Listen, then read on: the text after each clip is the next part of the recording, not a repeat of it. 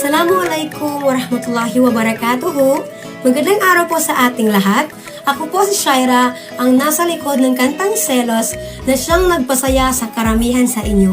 Una po sa lahat ay aking pasasalamat sa aking mga kapwa Pilipino na itinangkilik at pinagmalaki ang aking mga kanta.